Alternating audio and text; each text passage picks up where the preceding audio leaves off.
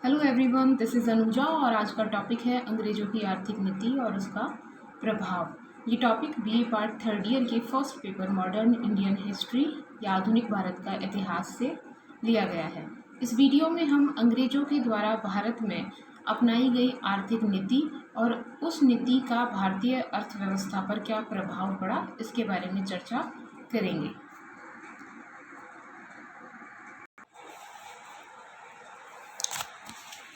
सबसे पहले देखेंगे ईस्ट इंडिया कंपनी की भारत में शासन स्थापना के पूर्व भारत की आर्थिक स्थिति किस प्रकार की थी।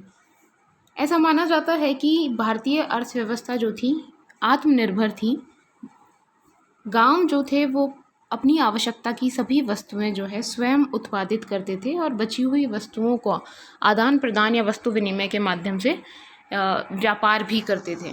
इस तरीके से ये कहा जा सकता है कि भारत जो है एक आत्मनिर्भर अर्थव्यवस्था था। साथ ही भारत का जो विदेशी व्यापार था वो संतुलन अनुकूलता की और ज़्यादा झुका हुआ था, क्योंकि भारत से जो है बड़ी मात्रा में सूती वस्त्र, ऊनी वस्त्र, ढाका की मलमल, पंजाब, कश्मीर इत्यादि क्षेत्र जो है वहाँ के ऊनी वस्त्र, इसके अलावा धातुओं के सामान, पीतल, तांबे, सोने इत्यादि की, और हाथी दांत, चंदन जैसी लकड़ी से बनी हुई विभिन्न हस्तकला के नमूने, इन सभी का जो है निर्यात किया जाता रहा था। भारत का रेशमी कपड़ा, हीरे जवाहरात, मसाले, श्रृंगार इत्यादि की वस्तुएं, हाथी दांत की बनी वस्तुएं, तेल, इत्र इत्यादि, इन सभी का निर्यात जो है एक लंबे समय से विदेशों में किया जाता रहा था और विदेशों से भारत को बहुत बड़ी मात्रा में इस व्यापार के बदले में सोने और चांदी की प्राप्ति भी होती थी। अगर 1700 ईस्वी की बात करें तो फ्रांसीसी यात्री बर्नियर जो है उस समय भारत की यात्रा पर था और उसने लिखा है कि भारत जो है एक अथाह गड्ढा है जिसमें संसार का अधिकांश सोना और चांदी चारों दिशाओं से आकर के जमा होता रहता है और वापस उसके निकलने का यहाँ से कोई रास्ता नहीं है। यानी भारतीयों को बाहर से कोई विशेष वस्तुएं मंगवाने की आवश्यकता नहीं पड़ती थी। तो व्यापार जो है हमेशा भारत के और झुका हुआ था, यानी यहाँ से निर्यात ज़्यादा होता था और आयात बहुत नाम मात्र का हुआ करता था। यही स्थिति अब जैसे दो कथन है, एक ये बर्नियर का कथन है जिसमें उन्होंने बताया कि भारत की दशा कितनी अच्छी थी, आर्थिक दशा, और फिर 1900 ईस्वी में विलियम डिग्बी इन्होंने भारत की आर्थिक दशा का वर्णन करते हुए लिखा है कि 20वीं शताब्दी के आरंभ में लगभग 10 करोड़ व्यक्ति ब्रिटिश भारत में ऐसे हैं जिन्हें किसी समय पर भी पेट भर खाना नहीं मिलता। इससे पता चलता है कि 1700 ईस्वी से लेकर के 1900 ईस्वी यानी 200 सालों के ब्रिटिश राज के अंदर भारतीय अर्थव्यवस्था किस कदर परिवर्तित हो गई।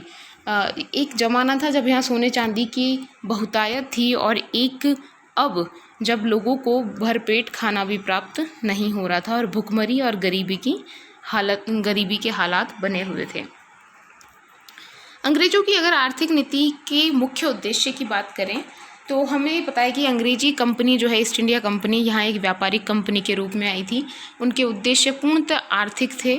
उनका मुख्य उद्देश्य था अधिकाधिक लाभ कमाना। इसके बाद जब बंगाल में उन्होंने 1757 में प्लासी का युद्ध और उसके पश्चात 1764 में बक्सर के युद्ध में बंगाल, अवध और मुगल सम्राट, इन तीनों को पराजित करके 1765 में इलाहाबाद की संधि के द्वारा बंगाल, बिहार, उड़ीसा की दीवानी प्राप्त कर ली और इसके बाद यहाँ उन्होंने राजनीतिक हस्तक्षेप जो है करना शुरू किया। तो भी उनका उद्देश्य जो था भारत से अधिकाधिक लाभ इंग्लैंड को प्राप्त हो सके, ये ही था। तो अंग्रेज़ों की जो आर्थिक नीति थी उसके सभी उपाय इंग्लैंड के आर्थिक हितों को ध्यान में रखते हुए किया गया। सभी जो निर्णय लिए गए वो इंग्लैंड के लाभ के लिए, यानी इंग्लैंड को किन स्थितियों से फ़ायदा होगा, किन निर्णयों से फ़ायदा होगा, ये देखते हुए सभी निर्णय किए गए। तो अंग्रेज जो हैं भारत की अर्थव्यवस्था जो किसी ज़माने में आत्मनिर्भर हुआ करती थी, उस अर्थव्यवस्था को औपनिवेशिक अर्थव्यवस्था में परिवर्तित करना चाहते थे। औपनिवेशिक अर्थव्यवस्था का तात्पर्य है कि जो पेरेंट देश होगा यानी इंग्लैंड जो है उसके हितों को ध्यान में रखते हुए भारत में आर्थिक कदम उठाए जाएंगे। फॉर एग्ज़ाम्पल, इंग्लैंड में उस समय जब औद्योगिक क्रांति हो रही थी तो भारत से इंग्लैंड की औद्योगिक क्रांति को सपोर्ट करने के लिए कच्चे माल का निर्यात किया जाएगा और वहाँ औद्योगिक उद्योगों में जो वस्तुएं बनी हैं उनके लिए भारत को एक बाज़ार या मंडी के रूप में यूज़ किया जाएगा और वहाँ से माल, तैयार माल जो होगा उसको भारत में भेजा जाएगा। इस तरीके से भारत का इंग्लैंड के प्रभाव में रहने का प्रमुख उद्देश्य हो गया कि इंग्लैंड के लाभ के लिए भारत का प्रयोग किया जाए।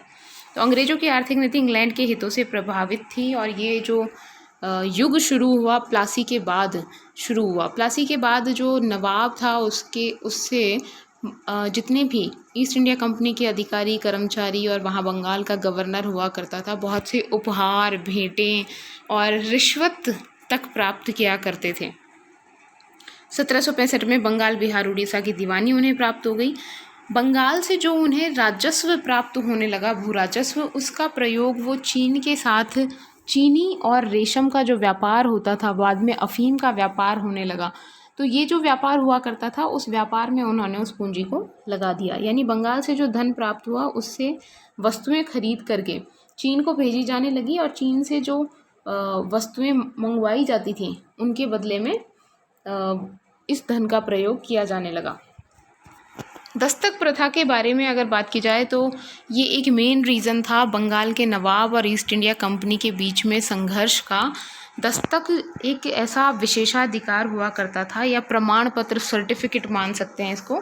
तो दस्तक ऐसा प्रमाण पत्र हुआ करता था जिस पर किसी भी प्रकार की, ये जो है कंपनी के अध्यक्ष के द्वारा कंपनी के सामान पर दिया जाता था और उस सामान पर किसी प्रकार की चुंगी नहीं लगती थी। बाद में इसका दुरुपयोग कंपनी के कर्मचारियों के द्वारा अपने निजी व्यापार के लिए किया गया। दस्तक जो है वो मुग़ल सम्राट फ़र्रुखशियर के द्वारा ये अधिकार दिया गया था ईस्ट इंडिया कंपनी को, लेकिन कंपनी के माल पर दिया गया था, ना कि कंपनी के कर्मचारियों के निजी व्यापार पर।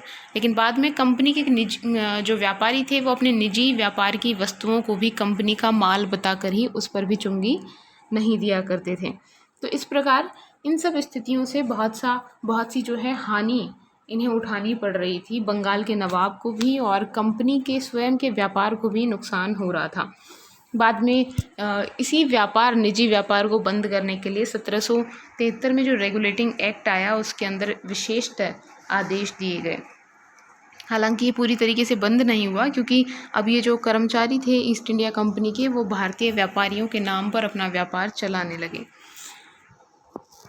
अंग्रेज़ों की आर्थिक नीतियों के संबंध में जो सिद्धांत सर्व प्रमुख है वो उसे धन निष्कासन का सिद्धांत कहते हैं। ये दादा भाई नौरोजी के द्वारा ये ड्रेन ऑफ वेल्थ थ्योरी या धन निष्कासन का सिद्धांत दिया गया। इन्होंने पुस्तक लिखी थी दादा भाई नौरोजी ने जिसका नाम है poverty and un British rule in India. इस पुस्तक में इन्होंने ये ड्रेन ऑफ वेल्थ सिद्धांत जो है, थ्योरी जो है वो दी थी।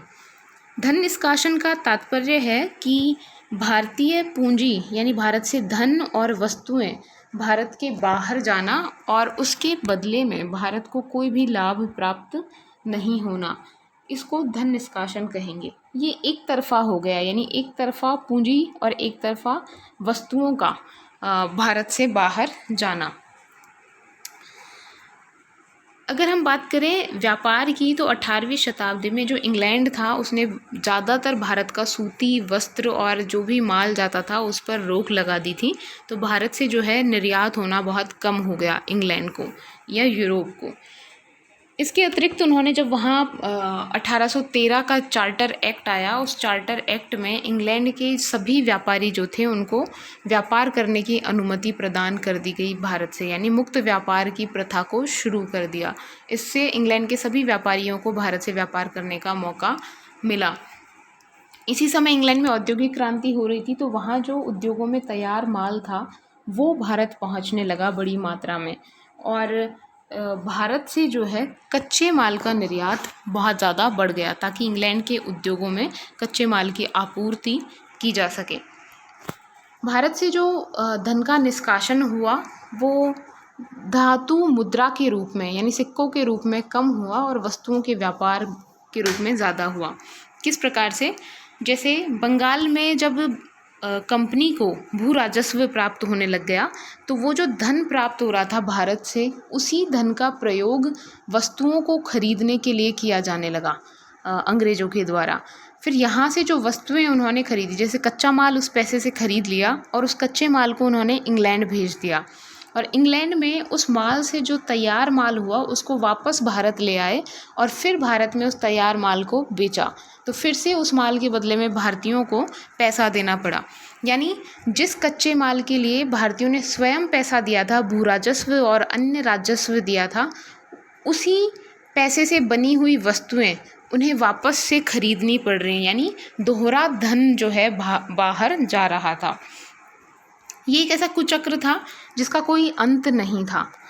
यानी पैसा बाहर से जा रहा था, फिर भारत में आ रहा था और फिर भारतीयों को उस पैसे के बदले में और पैसा देना पड़ रहा था। इसी वजह से भारत में जो है धन के संचय में कमी आई, और जब उद्योगों की स्थापना होने लगी तो उसके लिए ज़रूरी होता है कि निवेश करने के लिए, उसमें इन्वेस्टमेंट के लिए पैसा हो। और जब भारतीयों के पास धन ही इकट्ठा नहीं हो पाएगा तो पैसा उन उद्योगों में लगाने के लिए कहाँ से आएगा। यही वजह थी कि भारत में उद्योगों की स्थापना बहुत धीमी गति से हुई और भारत औद्योगिक विकास में पिछड़ गया। और इसी की वजह से जब उद्योग नहीं होंगे तो रोज़गार नहीं मिलेगा, और रोज़गार नहीं होगा तो गरीबी बढ़ेगी, बेरोज़गारी की वजह से भुखमरी फैलेगी, फिर अकाल होंगे। तो ये एक ऐसा कुचक्र था जो अंग्रेज़ों की आर्थिक नीतियों का परिणाम था। तो भारत औद्योगिक विकास में पिछड़ने लगा। इसके अतिरिक्त भारतीय धन निष्कासन के और क्या तरीके थे? एक तरीका तो ये हो गया कि भारतीय कच्चा माल यहाँ से भेजें, भारतीय भू राजस्व के बदले में ख़रीदा हुआ, और तैयार माल के बदले में फिर से भारतीय उनको पैसा दें। इसके अतिरिक्त अंग्रेज़ अधिकारी जो हैं, जो यहाँ कर्मचारी और अधिकारी हुआ करते थे, वो अपनी सारी बचत जो है वो इंग्लैंड को भेजा करते थे। यहाँ के व्यापारियों से, यहाँ के शासकों से बहुत सा धन भेंट, उपहार और रिश्वत के तौर पर प्राप्त करते थे और उस धन को इंग्लैंड भेजा करते थे। इसके अतिरिक्त भारत में उस समय रेल निर्माण का कार्य प्रारंभ हुआ, और इस रेल निर्माण के कार्य के लिए चूँकि भारतीयों के पास पैसा नहीं था, तो इसके लिए इंग्लैंड के जो व्यापारी वर्ग थे या पूंजीपति वर्ग था, उससे ऋण प्राप्त किया गया और उन्हें गारंटी दी गई कि इस ऋण पर कम से कम उन्हें 5% जो है लाभ इस रेलवे के संचालन से प्राप्त होगा। और अगर 5% लाभ नहीं प्राप्त होता है तो जो बचा हुआ मार्जिन है वो भारतीय सरकार प्रदान करेगी। और भारतीय सरकार कहाँ से प्रदान करेगी? भारतीयों से जो कर इकट्ठा कर रही है, राजस्व प्राप्त कर रही है, उसी से वो इंटरेस्ट या ब्याज जो है और मूलधन ब्रिटिश पूंजीपतियों को चुकाएगी।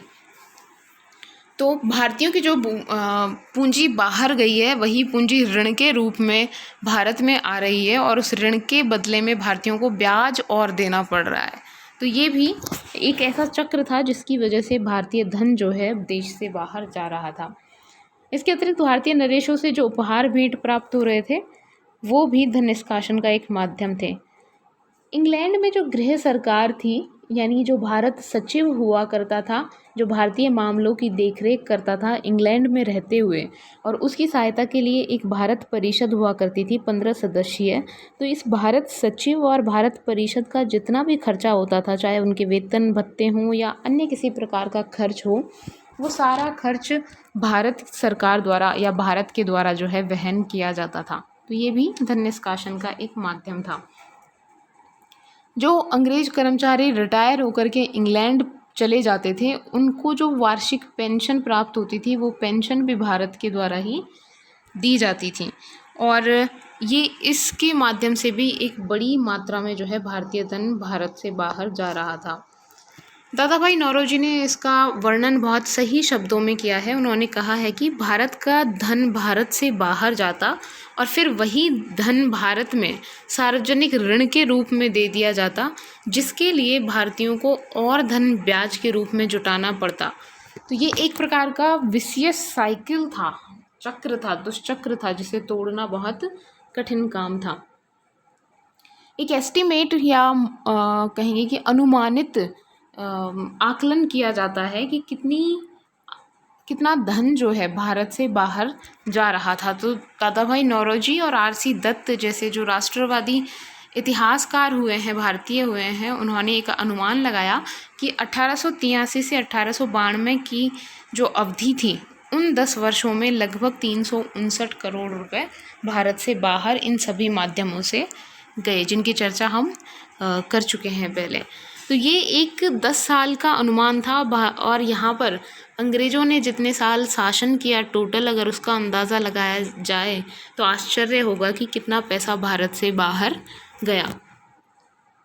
आरसी दत्त जो हैं उन्होंने धन निष्कासन की प्रक्रिया के बारे में कहा है कि जैसे भारतीय राजा जो कर ले रहे हैं वो उसी प्रकार है जैसे सूर्य पानी लेता है और बदले में वर्षा करके उस पानी को वापस लौटा देता है, लेकिन जो अंग्रेज कर ले रहे हैं वो उसी प्रकार है कि पानी तो भारत से ले लिया लेकिन वर्षा जो है भारत में ना करके इंग्लैंड में कर दी।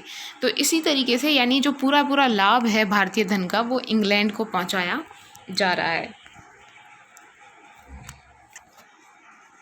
अब हम अगर धन निष्कासन के प्रभाव की बात करें तो सबसे पहला जो साधारण भारतीय जनता थी उसके ऊपर करों का बोझ पड़ा, क्योंकि भारत के बाहर से जो सार्वजनिक ऋण लिया जा रहा था उस ऋण पर जो ब्याज चुकाना होता था और मूलधन चुकाना होता था वो भारतीय जनता से करों के माध्यम से इकट्ठा किया जाता था। तो एक अनुमान लगाया जाता है कि भारत में उस समय प्रति व्यक्ति आय का लगभग 14% से अधिक कर प्रत्येक भारतीय पर था और इससे अंदाज़ा लगाया जाता है कि भारतीय जनता को कितने ज़्यादा कर देने पड़ रहे थे।